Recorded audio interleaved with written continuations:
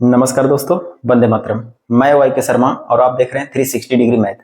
दोस्तों आज बात करेंगे जो पिछले क्लास में हमारा सेट चल रहा था बिहार एसएससी का, उसमें मैथ का कुछ क्वेश्चन बच गया था, है ना। उसको आज इस वीडियो में कवर कर देंगे, ठीक है।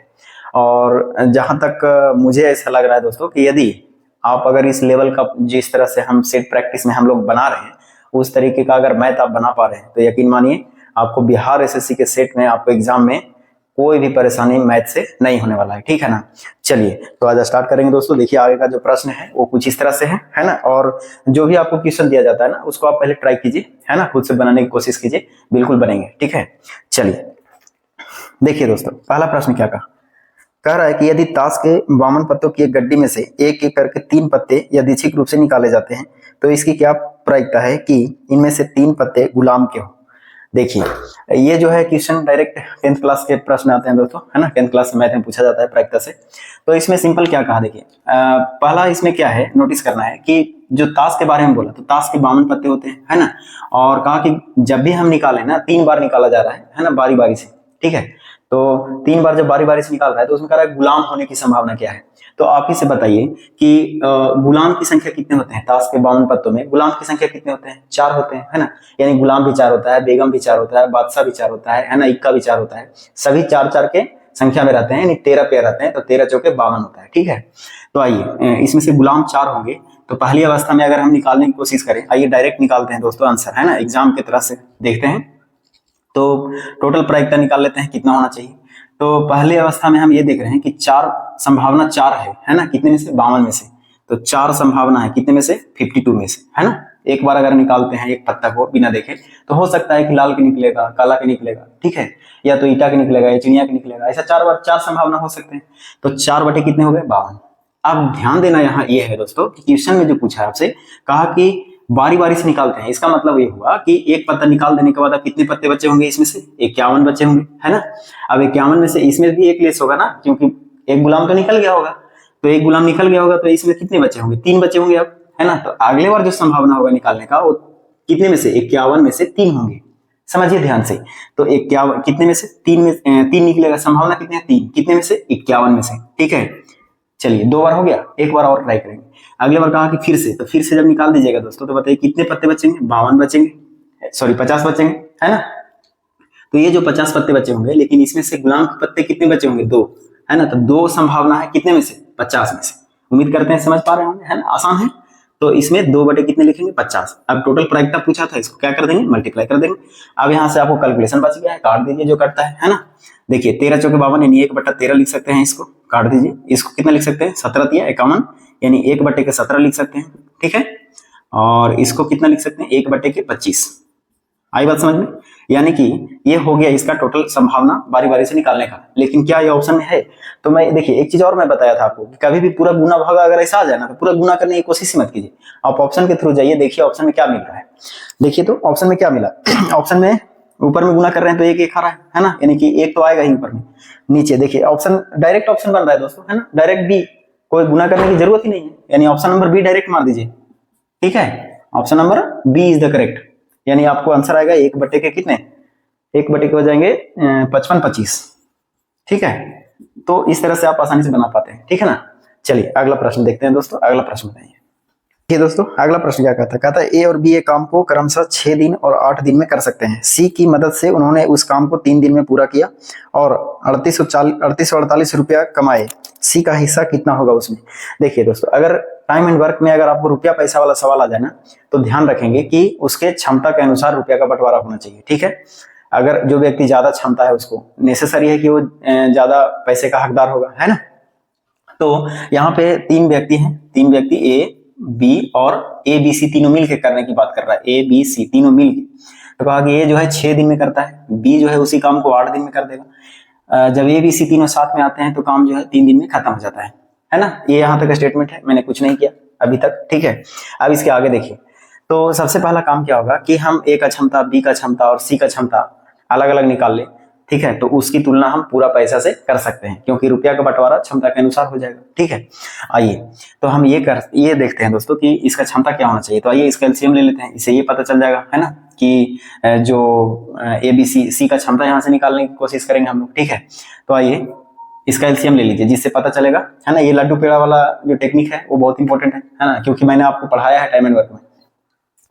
तो 6, 8 और 3 का एलसीएम क्या होना चाहिए बताइए। तो 6, 8, 3 का एलसीएम कितने हो जाएंगे, 24, है ना। आइए अगर ए का क्षमता निकाले तो 6 चौके 24, एक दिन में कितने लड्डू बना देंगे, 24 लड्डू बनाएगा। बी एक दिन में कितने लड्डू बनाएगा बताइए, है ना। तो 8 तिया 24, 3 लड्डू बनाएगा। और ए बी सी तीनों मिल करके एक दिन में कितने लड्डू बना देंगे, तो 8 तिया 24 यानी 8 लड्डू बना देंगे। तो अब यहाँ से ये देखना होगा कि ए जो है एक दिन में 4 लड्डू बनाता है, बी जो है एक दिन में 3 लड्डू बनाता है, सी जो है एक दिन में ए बी सी तीनों मिल करके 8 दिन में बनाता है।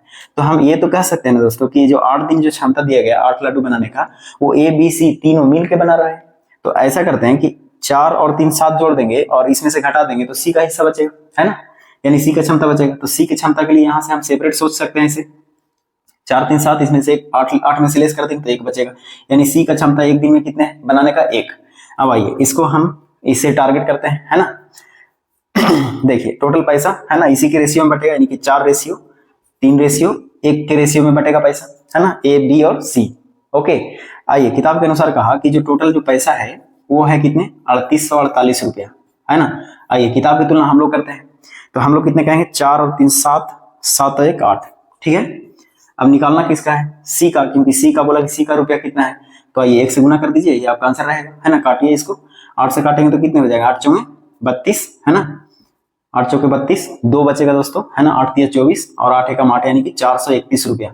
यानी ऑप्शन नंबर आप मिला सकते हैं, कौन सा होना चाहिए देखिए, 431 की 481, गलत काट दिया क्या दोस्तों, देखिए तो 8 चौके 32, है ना, 32 और सॉरी देखिए यहाँ 8 होगा, है ना, यानी 8 8 64 हो गए, तो 481 हो जाएगा, ठीक है। तो देख सकते हैं कभी भी अगर आपको पैसा का जो बंटवारा करेगा ना, वो आपको क्षमता में ही निकाल के आपको करना है, ठीक है। चलिए अगला प्रश्न देखते हैं। अगला प्रश्न देखिए क्या है। देखिए दोस्तों अगला प्रश्न कहा कि 2 पाइप ए और बी एक टंकी को क्रमशः 37.5 मिनट और 45 मिनट में भर सकते हैं। दोनों पाइप खुले हैं, बी को कितने समय के बाद बंद कर देने पर टंकी केवल आधे घंटे में भर जाएगा। देखिए बहुत अच्छा प्रश्न है, खाली समझना है, लैंग्वेज अगर आप समझ गए तो आसानी से आप बना पाएंगे, ठीक है। तो इसमें कहा कि 2 पाइप है, 2 पाइप में एक जो पाइप है वो 37.5 मिनट में और दूसरा जो है वो 45 में भरता है। तो एक 37.5 मिनट का मतलब 37 दूनी 74, 75 बटे कितने लिखेंगे, 2 लिखेंगे, है ना। बी के बारे में कहा कि बी जो है उसको 45 मिनट में भर देगा। ओके, यहां तक कोई समस्या तो नहीं है क्योंकि ये किताब में ही लिखा है। दोनों पाइप खुला है, बी को कितने समय के बाद बंद करना चाहिए कि टंकी आधे घंटे में भरेगा, यानी कि 30 मिनट में, अगले 30 मिनट में जो है टंकी वो भर जाना चाहिए पूरा। देखिए दोस्तों इसमें समझना क्या है कि कहा है, पहले टेक्निकल समझ लीजिए, है ना, उसके बाद बनाना आसान हो जाएगा। कहा कि ए और बी, है ना, दोनों साथ में टंकी को भर रहा है ना। भरते भरते भरते कहा कि इसमें हम बी को कहां पर बंद कर दें, है ना, बी को बंद कर दिया जाता है, लेकिन ए क्या है, चलते रहता है। तो कहा कि टंकी जो है पूरा भरने के लिए 30 मिनट का समय लेता है। कितने मिनट का समय लेता है, 30 मिनट। क्योंकि ये सब समझ गए ना दोस्तों तो ये बनाना बहुत आसान हो जाएगा, ठीक है। तो समझना यहाँ पर मेन है कि ए और बी दोनों साथ में भर रहा था टंकी को, लेकिन कहा कि बी जो है बीच में कहीं बंद हो जाता है, लेकिन अगले जो ए है वो चलते रहता है और इस तरह से टंकी जो है पूरा समय भरने में 30 मिनट का समय लेता है। आधा घंटा लेता है लिखा है, तो आधा घंटा का मतलब कितने, 30 मिनट। तो 30 मिनट तक थोड़ा ध्यान रखिए कि 30 मिनट तक ए जो है ना, स्टार्टिंग से अंत कर दिया, यानी कि 30 मिनट तक ए काम किया होगा, भरा होगा, बी बीच में कहीं पर छोड़ दिया होगा। तो ऐसा करते हैं कि इसमें से जो टोटल काम है, तो पहले इसको काम निकाल देते हैं, है ना। तो ऐसे प्रश्नों में क्या करना है, इसका एलसीएम ले लीजिए, क्या होना चाहिए देखिए, तो 25 तिया 75 कट जाएंगे, है ना, और 15 से काटिए, 15 पचे 75 और 15 तिया 45, है ना, 15 पचे 75, 15 तिया 45, इसका एलसीएम हो जाएगा। आइए अगर ए का क्षमता निकाले तो 15 पचे 75 यानी 3 दूनी 6, है ना। ये जो है 1 मिनट में 6 लीटर पानी भरेगा, 6 लड्डू बना देगा, ऐसा समझिए, लड्डू मेथड से ज्यादा समझ में आता है। तो ए जो है 1 मिनट में 6 लड्डू बना देगा, बी 1 मिनट में कितना लड्डू बना देगा देखिए, तो 15 तिया 45 कट जाएंगे, 15 तिया 45 कट जाएंगे, नहीं 5, ठीक है। तो ए जो है 6 लड्डू बनाएगा 1 मिनट में, जबकि बी जो है 1 मिनट में 5 लड्डू बनाएगा। अब प्रश्न में कहा था कि दोनों साथ में बना रहा था, यानी दोनों साथ में भर रहा था, ठीक है। भरते भरते बी बंद हो गया, लेकिन ए तो चलता रहा। तो ए जब चलता रहा तो कहा कि टंकी पूरा जो भरने में है ना 30 मिनट का समय लगा। तो इसका मतलब ये होगा कि ए अगर 30 मिनट तक लड्डू बनाए तो कितना लड्डू बना देगा, 6 18 यानी कि 180 लड्डू तो बन गया। अब टोटल लड्डू है कितना बताइए, 15 गुने 15 यानी कि 225 है, ठीक है। 225 में से यदि 180 लड्डू अगर आप बना ही दीजिएगा, ये तो बना देगा अकेला क्योंकि ये भर देगा, है ना। तो यहां से घटा दीजिए, कितने बचेंगे, 5 बचेंगे और ये बचेंगे 4 यानी कि 45, ठीक है। 45 बचेंगे, ठीक है। तो 45 लड्डू बनाने के लिए कौन आएगा, बी बचा होगा, क्योंकि ए का तो पूरा काम निकल गया। ये तो अपना टंकी भर दिया 30 मिनट में ना, तो 30 मिनट में कितने भर दिए, 180 भर दिए। तो 180 भर दिए तो बचा कितना, 45 बचे। तो 45 जो बचे हैं वो कौन भरा होगा, बी भरा होगा, क्योंकि बी बीच में चलते चलते बंद हो गया था, ठीक है।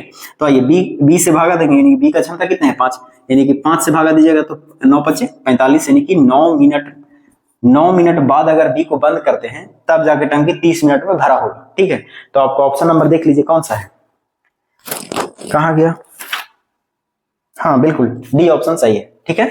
चलिए अगले प्रश्न की ओर बढ़ते हैं ना। ये सब आसान प्रश्न है, ऑलरेडी मैं ये सब पढ़ाया हूं, है ना, चैप्टर में। तो आप जाके प्लेलिस्ट में टाइम एंड वर्क और पाइप टंकी का क्वेश्चन देख सकते हैं। फिर उसके बाद तो आपको एग्जाम में कोई समस्या ही नहीं रह जाएगा, ठीक है। किसी भी तरह का कोई प्रश्न आए आसानी से बना पाएंगे। देखिए दोस्तों अगला प्रश्न देखिए, अगला प्रश्न क्या कहा, कहा कि 1 प्राप्त करने के लिए -5/6 में से क्या घटाया जाना चाहिए। बहुत आसान प्रश्न है ना। कहा कि 1 प्राप्त करना है, लेकिन इसमें से -5/6 में से क्या घटाएं। तो मान लेते हैं x घटा देते हैं तो 1 प्राप्त हो जाता है। सिंपल सा बात है, जस्ट सिंपल सा। अब इसको सोल्यूशन आप कर सकते थे ऐसा कि -x बराबर हो जाएगा 1 हो जाएगा, 1 इधर माइनस में तो उधर प्लस हो जाएगा 5/6। और इस प्रकार से -x बराबर कितने लिख सकते हैं, -x बराबर कितने, 6 5 11, यानी 11/6। माइनस हटाने के लिए माइनस से इधर गुना करना पड़ेगा, यानी कि x बराबर खाली लिखेंगे तो 11/6 के किस में, माइनस में। तो आप देख लीजिए, है ना, x का वैल्यू क्या है इसमें, ऑप्शन में देखिए, ऑप्शन में -6/5, यानी option number D is the correct, ठीक है। तो आप ऐसे आसानी से बना सकते हैं, इसमें कुछ रखा हुआ है नहीं। चलिए अगला प्रश्न देखते हैं।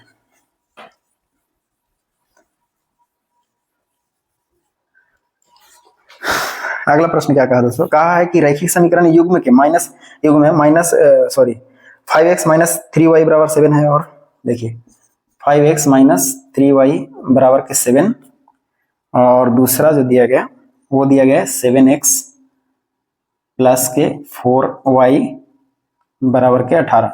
देखिए अगर आप रैखिक समीकरण पढ़े होंगे दोस्तों 10th क्लास में, तो आपको एक चीज युग में पढ़ाया गया होगा कि अनंत हल होने का शर्त क्या होता है, केवल एक हल होने का शर्त क्या होता है, एक या एक से अधिक हल होने का शर्त क्या होता है, ठीक है। तो यहाँ से एक लाइन बढ़ा देते हैं 5x, ताकि आपको भी कोई दिक्कत ना हो। 3y माइनस में 7 हो जाएगा, बराबर 0 लिख सकते हैं। इधर में 7x प्लस 4y माइनस में 18 बराबर कितना हो जाएगा, 0। अब देखिए ए का वैल्यू ये है, बी का वैल्यू ये है, सी का वैल्यू ये है, डी का वैल्यू, ई का वैल्यू, एफ का वैल्यू, है ना। तो इसको एक रिलेशन में डाल दीजिए। तो ए बट्टे के डी बराबर बी बट्टे के ई बराबर सी बट्टे के एफ। अगर ये वैल्यू आता है दोस्तों तो ये अनंत हल होने का शर्त होता है, ठीक है। तो इसमें हम डाल करके इसको देख सकते हैं, चेक कर सकते हैं कि कौन सा वैल्यू हमको दिखा रहा है। तो सिंपल वे में अगर आप इसको लिखिएगा 5 बटे के कितने, 5 बटे के 7, ठीक है, बराबर -3 बटे के कितने, 4। तो पहले ही तो पकड़ा रहा है दोस्तों, पहले ही पकड़ा रहा है कि ये बराबर नहीं है। तो जब ये बराबर नहीं है तो इसका क्या होता है, एक और केवल एक, यानी कि अद्वितीय हल होता है। तो इसका केवल एक हल लिख सकते हैं, एक हल होगा। तो आप ऑप्शन में देख सकते हैं, है ना। ऑप्शन में देखिए, ऑप्शन में दिया है अनंत हल होने का तो शर्त ये होता है ना, 3 हल का कोई संभावना ही नहीं है। एक हल, हाँ एक हल, ये वाला ऑप्शन जब आता है दोस्तों कि a बटे के d not equal to b बटे के e बराबर a जब होता है तब केवल एक हल होता है। तो आपका option number C is the correct होना चाहिए, ठीक है। चलिए उम्मीद करते हैं ये चीज समझ में आ गया होगा, कोई दिक्कत नहीं होना चाहिए इसमें। चलिए अगला प्रश्न देखिए।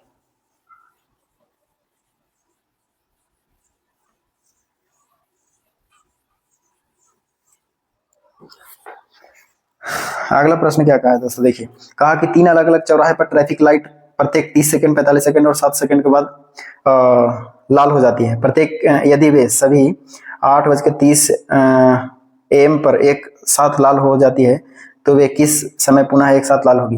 देखिए मैंने पिछले क्लास में एक बार बात समझाया था आपको, है ना, ये सर्कल से संबंधित आया था, तो वहां भी बताया था कि घंटी वाला जो प्रश्न आते हैं सीधा सीधा एलसीएम और एचसीएफ के चैप्टर से है, तो इसका एलसीएम ही उसका आंसर होता है। तो आइए, इसमें कहा कि 30 सेकंड में बजेंगे, है ना, सेकंड तो नहीं लिखता हूँ क्योंकि सेकंड तो क्वेश्चन में लिखा हुआ है, तो क्यों टाइम वेस्ट करना उसमें। 30 सेकंड, 45 सेकंड और 60 सेकंड, 30, 45 और 60 सेकंड में घंटियां बजती है। उसने कहा कि एक बार 8 बजे बजी है ना, 8:30 बजे एक बार बजी है, ठीक है, तो अगले बार कब बजेगी, सॉरी अगले बार कब जलेगी लाल बत्ती, ठीक है। तो मैंने कहा कि जब ऐसा प्रश्न पूछे ना कि कब 3 घंटियां वाला, 1 घंटी वाला, है ना, पिछले वाला जो वीडियो था उसमें एक सर्कल से आया था क्वेश्चन सेम टू सेम, लेकिन वहां थोड़ा सा दूरी से संबंधित दे दिया था, लेकिन ये तो डायरेक्ट आपको एलसीएम इसका निकालिए और आंसर मिल जाएगा, है ना। तो इसका एलसीएम बताइए क्या होगा, मैंने एलसीएम लेने का तरीका भी बताया आपको आसानी से। तो आइए सबसे बड़ा वैल्यू को टारगेट कीजिए, 15 चौके 60 लिख सकते हैं, है ना। 15 या 45 होता है, तो 15 तो है, 3 नहीं है, तो 3 से गुना कर देंगे तो 45 हो जाएगा, ये खत्म हो गया, ये भी खत्म हो गया। अगले बार देखिए 30 आना चाहिए, 15 दूना 30 तो मिल जाएगा, तो यही आपका आंसर होना चाहिए आगे। तो 15 चौके 60, 60 और 6 18 यानी कि 180 सेकेंड हो रहे हैं, तो 180 सेकेंड को आप क्या लिख सकते हैं, 6 18 यानी कि 3 मिनट लिख सकते हैं, है ना, यानी 180 सेकेंड को 3 मिनट लिख सकते हैं। और जब पहली बार 8 बजे बजा था, है ना, पहली बार जब 8 बजे लाल हुआ था 8:30 बजे, तो कहा कि 3 मिनट बाद फिर लाल होगा, तो इसमें 3 मिनट खाली आपको आईडी तो करना था, है ना। तो 8 में जाके 3 ऐड, सॉरी देखिए 3 मिनट ऐड करना है ना, घंटा वाला तो नहीं है, तो 8 घंटा तो अलग है, 3 मिनट 30 मिनट है, 30 मिनट में 3 मिनट ऐड हो जाएगा, तो कितने हो जाएंगे, नहीं 8 बज करके 33 मिनट, ठीक है, 8 बज के 33 एम में फिर से वो जो है लाल हो जाएंगी बत्ती। तो आप देख लीजिए ऑप्शन नंबर सी करेक्ट है। ओके, चलिए अगला प्रश्न देखते हैं।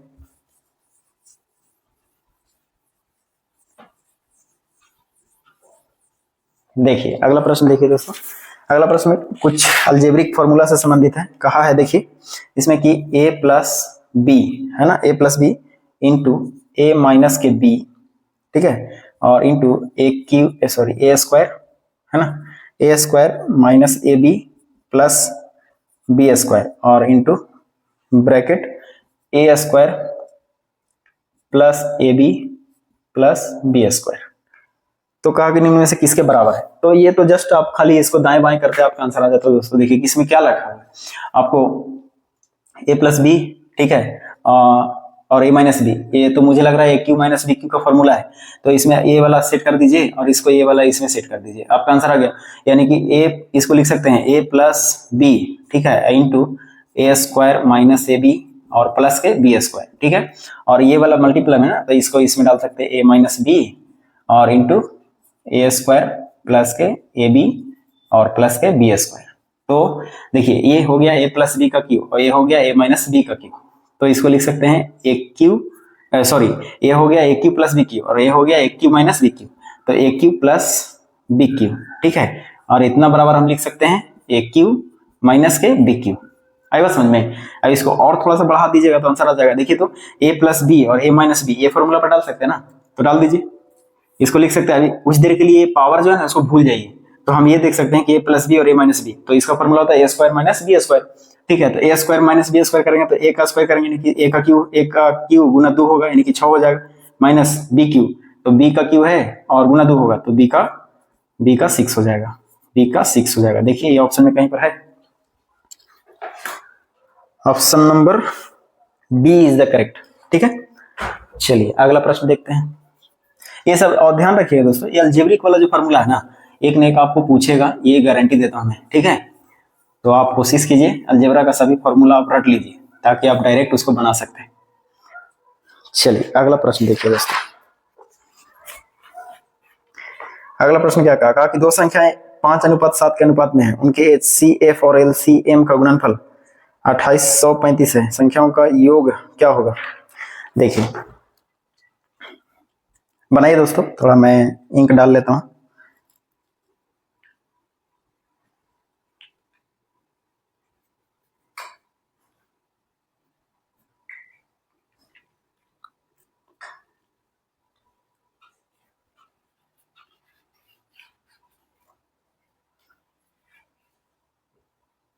चलिए दोस्तों देखिए, कहा कि दो संख्याएं हैं, है ना, 5:7 में दिया गया, दो संख्याएं हैं और 5:7 दिया गया, मान लेते हैं ए और बी दो संख्याएं हैं, इसका अनुपात 5 अनुपात कितने हैं 7 है। ठीक है, यहाँ तक कोई दिक्कत नहीं होना चाहिए।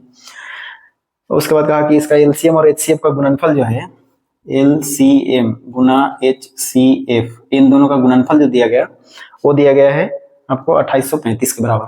इन दोनों का गुणनफल कितने हैं 2835। ठीक है, तो कहा कि बताइए इन दोनों संख्याओं का योगफल क्या होगा। यदि हम ऐसे प्रश्नों में ए और बी का पार्टिकुलर वैल्यू अगर निकालने में सक्षम हो गए संख्या, तो उसको जोड़ने में क्या है ना। तो पहला टारगेट होगा कि ए और बी हमको सेपरेट कैसे निकलेगा। तो आइए दोस्तों, जो एलसीएम और एचसीएफ होता है वो क्या होता है, आप पढ़े होंगे, संख्याओं का गुणनफल है ना, दो संख्याओं का गुणनफल बराबर एचसीएफ गुना एलसीएम होता है ना। तो आइए सीधा सीधी टारगेट करते हैं। किताब के अनुसार दोनों संख्याओं का गुणनफल इतना है, यानी कि 2835। हम लोग कहेंगे तो दोनों का गुणनफल कितने होंगे 35, यानी 5 गुने 7 लिख सकते हैं। 5 गुने के साथ आसानी से काटने के लिए ऐसा छोड़ रहा हूँ, ठीक है ना, ये सब चीज आइडिया होना चाहिए। तो आप ध्यान रखेंगे दोस्तों, मैंने एक चीज आपको पढ़ाया है, ठीक है, बहुत पहले, कि यदि रेशियो में दो संख्या का गुणनफल दिया हुआ है तो गुणनफल रहेगा, तो उसका आंसर लाने के लिए उसके ऊपर अंडर रूट चढ़ाना है। ठीक है, तो इसको क्या करेंगे, रूट अंडर कर देंगे, तो ये एक इसका रियल वैल्यू होगा। अब कुछ लोगों का प्रॉब्लम होगा कि सर रूट कैसे आ गया, उसका सोल्यूशन करने के लिए देखिए पहले उसको भी समझा देता हूँ, पहले इसको बना देता हूँ। तो मैंने क्या किया, अगर गुणनफल है, अगर दो संख्या का गुणनफल है तो क्या करेंगे, अंडर रूट करेंगे। 3 संख्या रहता तो क्यूब रूट करते, ठीक है ना। तो अब इसको काटिए, इसको काटिएगा तो कितने बार में कट जाएंगे, देखिए 7 से काटिए, 7 चौं 28, 0 7 पंजों 35, ठीक है। और इसको काटिएगा तो 8 पच्चे 40 और 5 एकम 5, यानी टोटल 81 हो रहा है। तो 81 का रूट अंडर कितने होते हैं 9, ठीक है।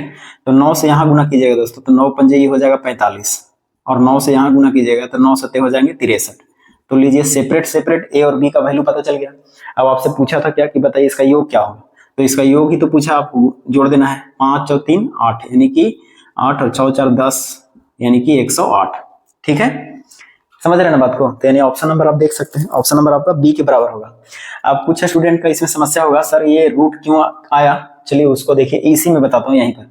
देखिए दोस्तों, ये दो संख्या का गुणनफल दिया हुआ है ना, तो अगर यहाँ पर आप x मानते हैं, यहाँ भी x मानते हैं, ठीक है, तो 5x और गुना के 7x बराबर आप इतना लिख सकते हैं 2800 कितने 35, क्योंकि संख्याओं का गुणनफल, दो संख्याओं का गुणनफल बराबर क्या होता है एचसीएफ गुना एलसीएम।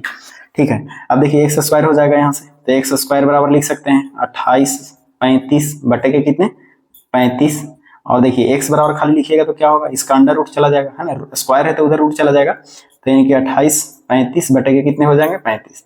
आई बात समझ में। तो यही चीज मैं डायरेक्ट यहाँ लिखा हूँ, ठीक है ना। चलिए अगला प्रश्न देखिए।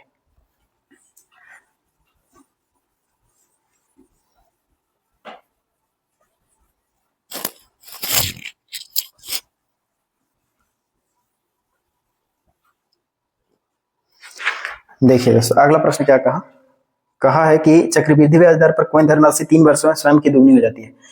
3 वर्षों में स्वयं की दुगनी हो जाती है, ठीक है, दुगुनी, दो गुना लिख देते हैं इसे, ठीक है। तो कहा कितने वर्षों में स्वयं का 8 गुना हो जाएगा। ये प्रश्न तो मैं शॉर्ट वीडियो में भी बताया था, सेम टू सेम, ठीक है। तो ऐसे प्रश्न चक्रवृद्धि ब्याज वाला पूछे कि कोई धनराशि चक्रवृद्धि ब्याज दर पर 3 वर्षों में 4 गुना हो जाता है, या फिर 3 वर्षों में 3 गुना हो जाता है, कितने वर्षों में या 27 गुना हो जाएगा, ऐसा प्रश्न आएगा। लेकिन ध्यान रखिएगा कि जब भी गुना वाला रहेगा ना, वो 100% क्यूब में टूटने वाला रहेगा, स्क्वायर क्यूब में, सॉरी मतलब क्यूब रूट में, ठीक है ना।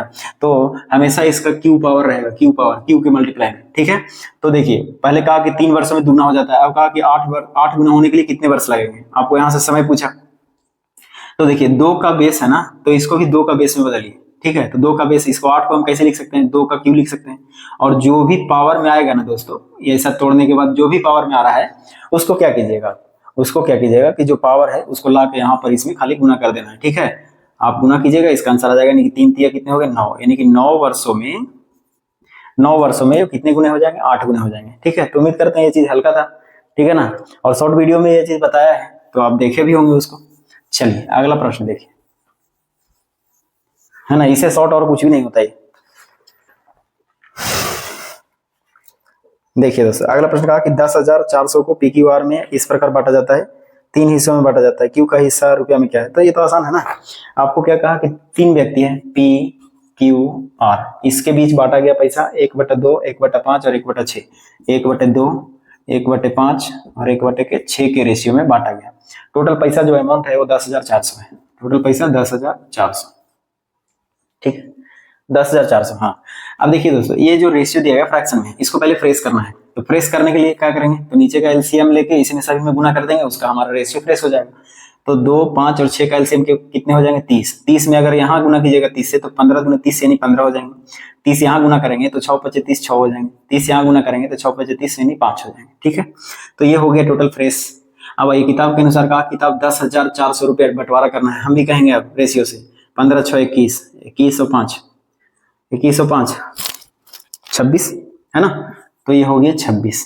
आई बात समझ में। अब देखिए काट छाट कर सकते हैं आप यहाँ से, यानी कि अब हम कह सकते हैं किताब के अनुसार 10,400 था, हम लोग रेशियो के अनुसार कितना लाए, 26।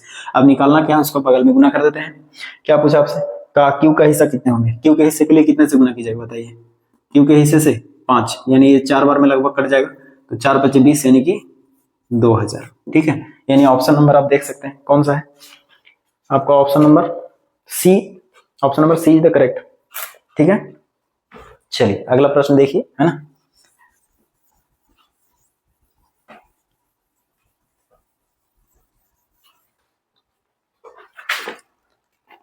देखिए दोस्तों अगला प्रश्न क्या है, अगला प्रश्न कहा कि 4 अंकों की सबसे छोटी अभाज्य संख्या क्या होगी।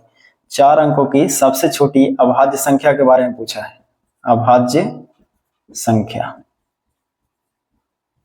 है ना। 4 अंकों की सबसे छोटी अभाज्य संख्या, 4 अंकों लिख देते हैं। ठीक है, 4 अंकों की, 4 अंकों की, है ना, 4 अंकों की सबसे छोटी अभाज्य संख्या पूछा है।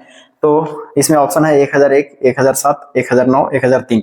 तो ये क्वेश्चन मैं आपके लिए छोड़ रहा हूँ। ठीक है, बहुत आसान प्रश्न है, थोड़ा आप इसको, है ना, इसका आंसर अगर आप पूरा वीडियो देखे होंगे तो आप इसका आंसर हमें कमेंट बॉक्स में कमेंट कर दीजिए। ठीक है, ये प्रश्न आपके लिए होमवर्क के रूप में।